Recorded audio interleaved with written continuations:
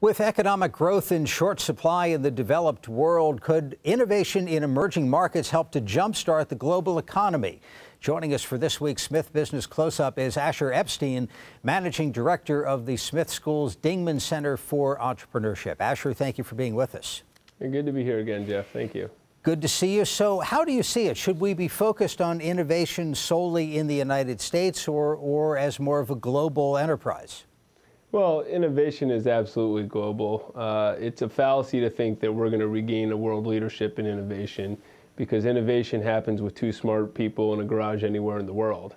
What I think we need to recognize and embrace is that what we do better than anyone else in the world is the sales, marketing, financing, and scale of entrepreneurial ventures. And my solution is to go out and find the best innovations in the world, partner with those innovators, and build the entrepreneurial ventures where the equity and the upside is here and the jobs are here. That's where the value is created, not the innovation. It's creating the market opportunity for the innovation. I mean, thinking about Apple Computer and a lot of their devices, so obviously a lot of that innovation happened in the U.S., but a lot of the manufacturing, or maybe all of it, is overseas. Well, innovation absolutely can happen here. It's not that it won't happen here, but there's lots of great places around the world. Israel, for instance, is a place that we're very focused on that has tremendous infrastructure for innovation, but doesn't have all the infrastructure necessarily to grow the market. It's a tiny local market. They have to partner to get technologies out. Korea, Japan, Taiwan, Asian cultures are great innovators, but they're very risk averse. Let them bring the best innovations over here. Let's create the value in America. Let's create the jobs in America. That's what we want. It doesn't matter where the core idea comes from. Talk a little about the programs that you run in Israel, I understand, also China. Yeah, so what we do at the Dingman Center at the University of Maryland is unique in the world. We partner both with Guanghua School of Business, which is at Peking University in Beijing, and the Technion Institute of Technology, which is located in Haifa, Israel. Every year, we bring students to both those locations and bring students from those locations to the U.S.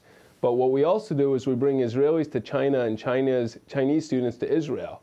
So if you think about it, what we're doing is exporting top-tier U.S. management, which is MBA students, partnering with global innovation, which is what we find in Israel, and finding the best markets in the world, which is what you'll see in China. So that's a unique global triangle that we think can create real value, real jobs, and economic opportunity, and the type of high-growth opportunities that investors, entrepreneurs, and U.S. Americans are going to want moving forward in the future. What's the feedback that you get from the students? Because it'll wind up being two of those students in a garage someplace starting the next great company. The student feedback is off the chart. I mean, students recognize that they need to be global leaders if they're going to be successful in the 21st century. They need to understand foreign cultures. They need to go and interact with international entrepreneurs. And so for them, it's really a competitive advantage to come to the University of Maryland, get a global experience, and learn how they can take those leadership. And you know what? The corporate community is validating it. GE, Intel, Computer Science, Air Products, some of the top companies in the country are hiring our students to lead their initiatives moving forward. So we're really getting positive feedback across the board. So how has this affected, how has it changed the kind of business education, entrepreneurial education that happens at your school and others? Well, where we think we have a leadership position is not only in international entrepreneurship, but also the practitioner perspective, getting the students hands-on in understanding how technology makes its way from the lab to the marketplace.